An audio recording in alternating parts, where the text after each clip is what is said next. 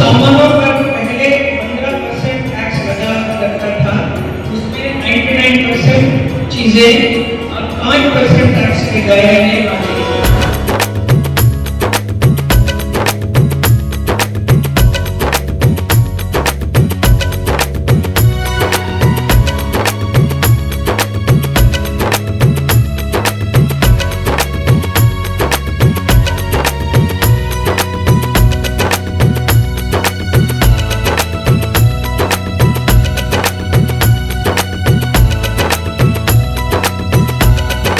राधे राधे, जय श्री कृष्ण। आप देखते हैं तिलक पत्रिका, मैं हूं आपके साथ सुशील गोस्वामी।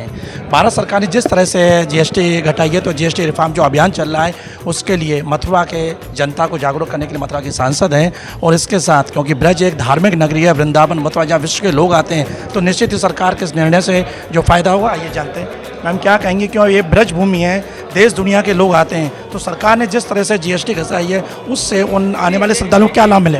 ये जो जीएसटी जो कम किया है सिर्फ ब्रज के लिए नहीं किया है, पूरा देश के लिए किया है, जिसमें ब्रज के लिए भी फ़ायदा होगा।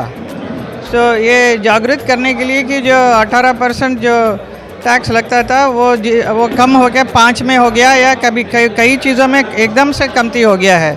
तो ये this is a gift from हमारे प्रधानमंत्री जी का, ये एक बहुत अच्छा सा उपहार है सबके लिए। और इसको अवेयरनेस लाने के लिए, क्योंकि अभी स्टार्ट किया 22 सितंबर से, जिसके विषय में कई लोगों को मालूम नहीं है, तो इसीलिए हमारी पार्टी के हम लोग सब मिलकर लोगों तक पहुंचा रहे हैं बात को कि ये इतना कम हो चुका है, आपको इतना ज़्यादा टैक्स देने का नहीं है, ये बात को समझा रहे हैं। और जितना भी जीएसटी जो मिला है, जिसकी वजह से पूरा विस्तार भी हुआ है, पूरा देश का विकास भी बहुत हुआ है।